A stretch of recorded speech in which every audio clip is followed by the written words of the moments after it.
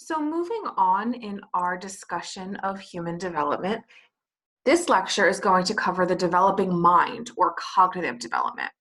So, we've talked a lot about the development of the body, but now I want to think about how we learn, think, communicate, reason, and remember. And there are a lot of different theories or explanations of how we acquire these abilities. So I'm sure you've all heard of Jean Piaget. He's a Swiss psychologist who was among the first to present a comprehensive account of cognitive development. One of his greatest contributions was the insight that children aren't mini adults.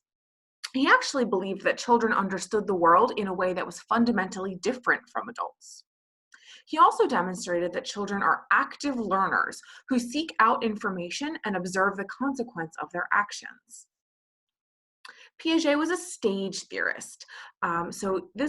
He believed that skills were domain general. So in other words, he believed in stages, sort of like that image that we talked about earlier with the cocoon and the butterfly. And he thought that shifts were followed by prolonged periods where children's understanding of the world remains stable. He also thought that children's development was marked by a radical reorganization of thinking at specific developmental time points. Piaget believed that cognitive development ends with the ability to reason logically and hypothetically. And so once that happens, we have reached our ultimate cognitive development. So he believed that we use schemes to organize and make sense of the world around us. But how we do this changes with age. So at first, schemes consist of sensory motor action patterns. Think about how a 6-month-old child engages with the world. What might that look like? Probably sort of disorganized, exploratory. There's not much functional purpose. They pick things up and drop them just to see what happens. But later, these patterns become more purposeful, suggesting that the purpose of learning is to think before we act. The process through which these schemes develop is known as adaptation and organization. Adaptation is the process of building schemes through direct interaction with the environment, and it consists of two complementary processes, assimilation and accommodation. Assimilation is the process by which a child incorporates information into concepts that they already know. So say a child sees a zebra for the first time, but calls it a horse. Another example is a child who sees a man who's bald on the top of his head and starts yelling, "Clown!" I sort of think of it as a form of overgeneralizing. So in this scenario, the man resembled a clown, so the child assimilated him into his clown concept. Same thing with the zebra. It resembled a horse enough that the child assimilated it into their pre-existing concept of horse. Next up is accommodation, or the process by which people improve our current understanding based on new experiences. So say when the child calls the zebra a horse, mom steps in and goes, "No, no, honey, that's a zebra. You see the black and white stripes?" The next time the child sees a zebra, they're going to remember, "Oh, right, that's a zebra." So they don't call it a horse. Instead, they say zebra. In other words, we're creating new schemes and adjusting old ones to better fit the environment. Organization is a process that occurs away from direct contact with the environment. So while the child needed the parent to correct them about the zebra in order to accommodate that information, the child might then take that information and link it with other things they already know. So, for example, they know that not all four-legged furry creatures with a tail are called a horse. So if they see a lion, they know that it's something different. Over time, what happens is this all sort of builds up and forms this very strong and interconnected cognitive system that lets us identify new concepts and information. Once children balance assimilation and accommodation to create stable understanding, they've reached what Piaget called equilibrium. This is a steady, comfortable state in which children assimilate more information than they accommodate. On the other hand, disequilibrium is a state of discomfort and rapid cognitive change, in which children shift from assimilation to accommodation. In the zebra example, when a child receives the information that the zebra is not a horse, they enter a state of disequilibrium until that new information is processed, and they're able to realize, okay, there's a difference between zebra and horse. Schemes reach equilibrium when they become part of a broad network of structures that can be jointly applied to the surrounding world around us. Now, Piaget also identified 4 developmental stages that are each marked by a specific way of understanding reality, but also a specific set of cognitive limitations. So you may have heard of the 4 stages. They're sensory motor, pre-operational, concrete operational, and formal operational. Let's take them one at a time. The sensory motor stage is the time from birth to about 2 years of age. During this time, the main source of knowledge, thinking, and experience comes from physical interactions with the world, from walking around, touching things, and experiencing different objects and sensations. The infant knows the world through their movements and sensations. The milestone of this stage is mental representation, which is the ability to think about things that are absent from immediate surroundings. So the ability to think, oh, I miss my blue elephant stuffed animal. It's in my bedroom, but I'm not. Sort of like that. Kids are not quite that eloquent. Object permanence is not yet developed during this stage. So object permanence is the understanding that objects continue to exist even when they're out of view. So you may have seen or spent some time with a baby. When you hide something behind your back, they think it's totally gone because they are lacking that ability to realize that it's there, it's just out of sight. It's during this sensory motor stage that children go through a period of dramatic growth and learning. So as kids interact with their environment, they're continually making new discoveries about how the world works. The cognitive development that occurs during this period takes place over a relatively short period of time and involves a great deal of growth. Children not only learn how to perform physical actions such as crawling and walking, they also learn a great deal about language from the people with whom they interact. Piaget believed that developing object permanence or object constancy, the understanding that objects continue to exist even when they can't be seen, was an important element at this point of development. By learning that objects are separate and distinct entities and that they have an existence of their own outside of the individual perception, children are then able to begin to attach names and words to objects.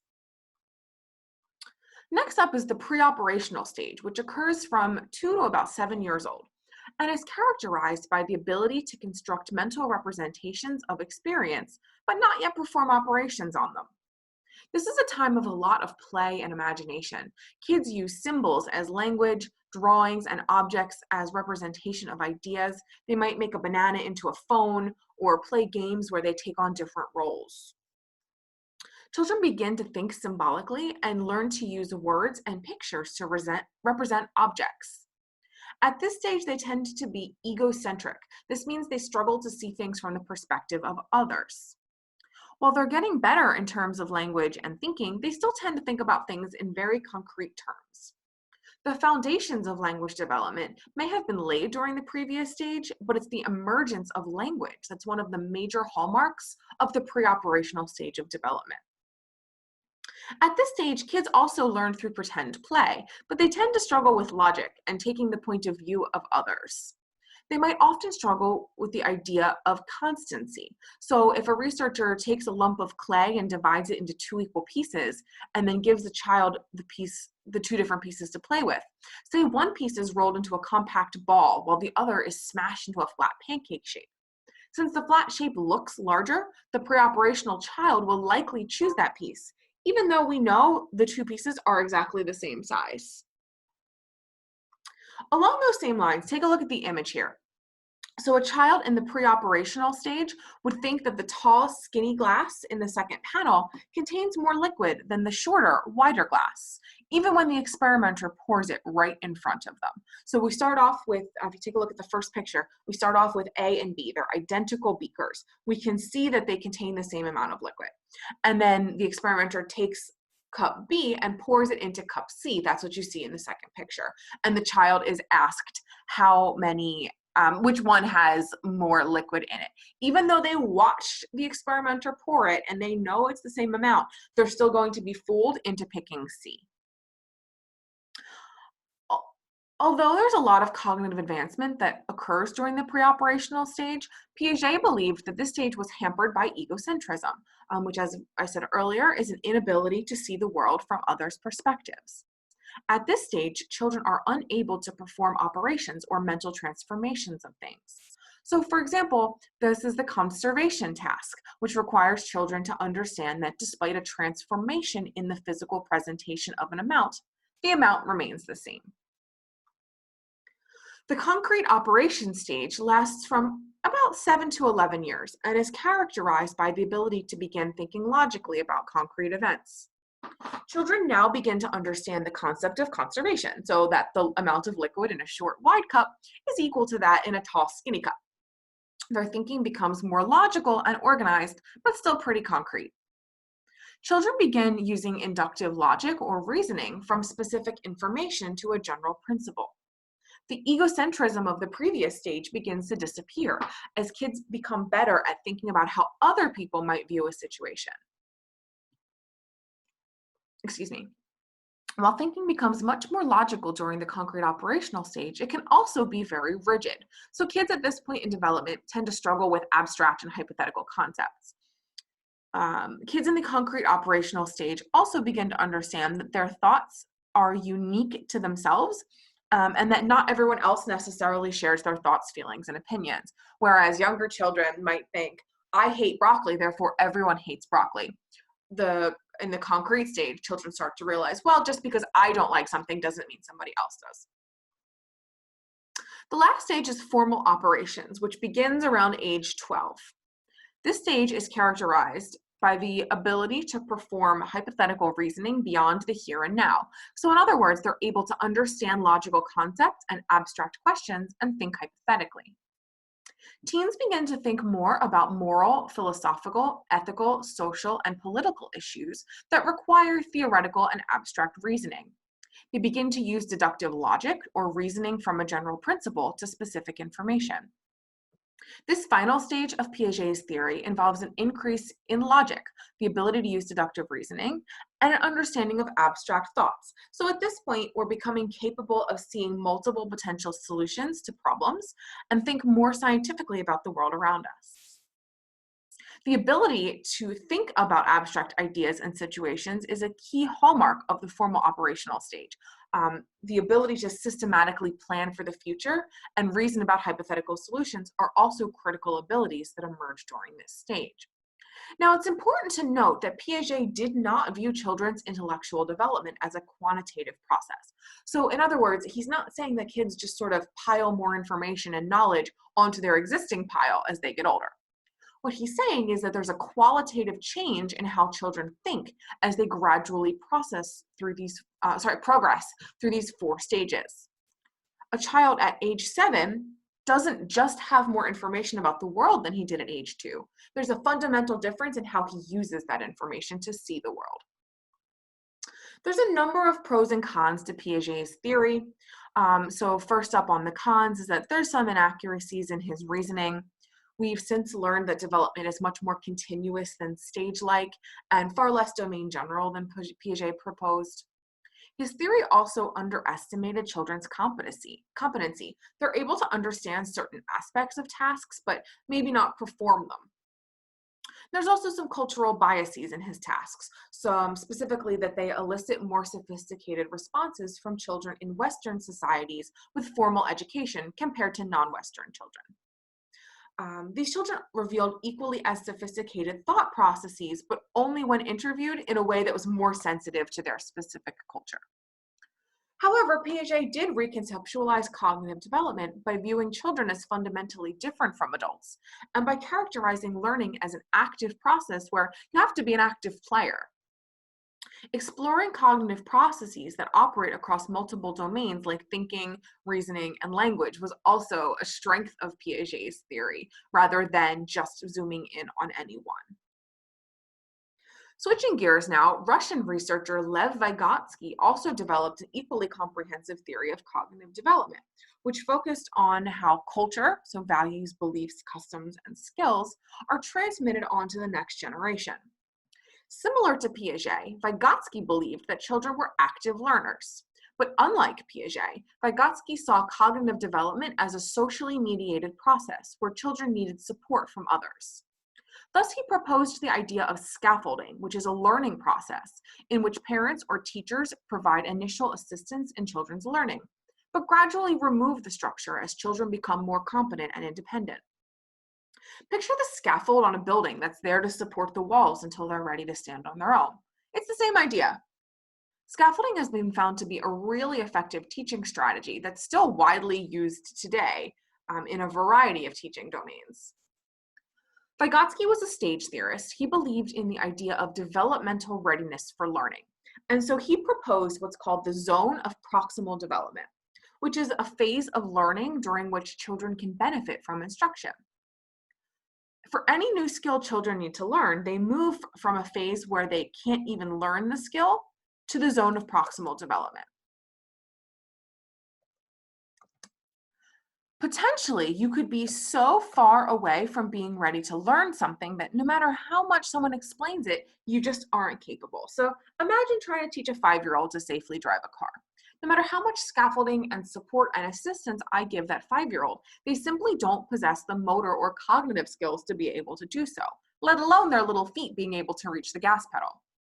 So what Vygotsky is saying is that you need to be within the zone of proximal development to really be able to learn a skill.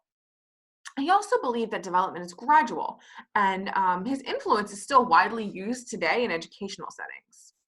Now, scaffolding should be used within the zone of proximal development. Let's say there's a kindergartner who's learning to read and write. He knows all the letters of the alphabet, but he just can't quite take that next step to be able to read or write words. Now, no matter how much guidance he was given, he could never read a novel on his own at this point. That's outside of his zone of proximal development. But with a teacher's help, he can learn how to read and write short words like at, boy, and dog, because that skill is within his zone of proximal development. It would have taken him much longer to learn that skill on his own, but it's still simple enough that if he is able to work with somebody, he's able to pick it up. So the student's zone of proximal development is reading and writing short words, and the teacher who helps him learn them is the scaffolding. Aside from accomplishments in perception, memory, and language, there are many other cognitive landmarks and milestones that are important. So let's take 4 of the more common ones and go through these one at a time. First off, infants have to remember which way is up. They possess a basic understanding of physical objects and the world around them and how they behave. This is often referred to as naive physics until this basic information becomes more refined and sophisticated with experience. Remember how Piaget talked about object permanence, or the idea that children think something doesn't exist if it's out of their view? Another explanation is that children fail at object permanence because they simply don't have the ability to plan and perform a physical search for the missing object. Children also learn about how to categorize object by kind. This is crucial because it frees up cognitive resources and prevents the need for exploring every single object that they encounter in order to understand what it is and what it does. So once a child learns what a basketball is and how it works, they would likely not need to take the same amount of time to explore a soccer ball because they know to lump it into the category of ball. This is similar to what we talked about earlier with the idea of heuristics and schemas, or sort of those mental shortcuts we use to preserve cognitive energy. Another important cognitive landmark is the development of a sense of self and others, which is crucial for children's development. They need to be able to understand who they are and who others are, and understanding themselves as unique and distinct from others. This ability unfolds gradually during the toddler and preschool years. Theory of mind is the ability to reason about what other people know or believe. Now, young children do not have theory of mind. They think that if they know something, everyone else in the world knows it too. But at this point, they develop what's called theory of mind, or the ability to understand others' perspectives. And this ability gets stronger with age. Finally, children also learn about counting and math, which is a really difficult cognitive skill to develop. Counting is actually much more complex than it seems. Once you master whole numbers, there's decimals and fractions and negative numbers, etc. Aside from order, children must learn that numbers are an amount, not a size, that numbers and words refer to specific quantities, and they must grasp many subtle concepts before they really can master counting accurately. Interestingly, there's also documented cultural differences in how we teach children to count. So for example, in English, the number 12 doesn't really give us any information about the number. But in Chinese, the number 12 translates to 1, 10, 2, which is much more informative. Once we get to adolescence, things undergo another major overhaul. Piaget pointed out that we don't achieve our most abstract levels of reasoning until adolescence. The frontal lobes mature slowly, and they don't fully mature until early adulthood, around age 25. This brain region is key in reasoning, planning, decision-making, impulse control, and might explain why impulsive behaviors are so common among adolescents and why there's such a steep increase in risk-taking behaviors. Adolescent brains are simply not able to make well-reasoned decisions. They struggle to think ahead a few steps and to evaluate the consequences of a risky choice. There's a ton of research on adolescent risk-taking. Temple's very own Larry Steinberg is at the forefront of this field. During adolescence, the brain actually changes such that the areas involved in social reward start to go haywire. In other words, adolescents begin to prioritize social rewards, things like popularity and friendship, and often engage in riskier behavior to try to achieve those goals. Adolescents are in a place where they often encounter the ability to make adult decisions, like drinking or having sex, but they lack the ability to make these decisions widely. Now, it's not that teens are more prone to risk-taking than younger children, it's just that adolescents simply have more opportunities to do so. You wouldn't let a young child go to the mall alone with their friends, but adolescents get a little bit more liberties. Some researchers have argued that this is a cultural phenomenon, specifically that these impulsive behaviors don't appear in non-Westernized cultures, suggesting that the cause might be partially attributed to culture. Another reason highly cited in adolescent risk-taking literature is peer influence, or who's around you while you're making decisions, and how their influence rubs off on you. There's a lot of research to show that adolescents make more risky decisions in groups and that they're highly susceptible to peer pressure or making a risky decision because someone else is pushing them to do it. There's a few areas of cognitive functioning that start to decline in late adulthood. Remember how I talked earlier about how development isn't completely linear? So cognitive functioning tends to increase across childhood, adolescence, and adulthood, but eventually will begin to drop off again when we reach old age. Free recall is one area that starts to drop off. This is the ability to generate items freely from memory. Ever hear grandma struggle to remember someone's name? It's because her free recall abilities are fading as she ages. But cued recall, or describing things with a hint, remains intact. So if grandma were struggling to remember the name of your best friend growing up, but you remind her that the name begins with an S, grandma would probably be able to recall the name Sarah. Recognition remains intact as well, so she'd be able to identify Sarah's name if she saw it written down. There's actually little decline in memory for material that's pertinent to daily life, with the exception of degenerative disorders such as Alzheimer's. But for example, adults don't suddenly forget how to drive to work or where ShopRite is because those are skills that are used pretty regularly. Older adults also still perform better on most vocabulary and knowledge tests than younger adults. Again, driving home the importance of repetition and how these are skills that they've used over and over again. So up next, we will talk about the developing personality. We've talked about how the body develops and the mind, but there's so much more that makes up a person, their personality and their social regards and their emotions. So the last lecture in the week on human development, that's what we're going to talk about. I will see you then.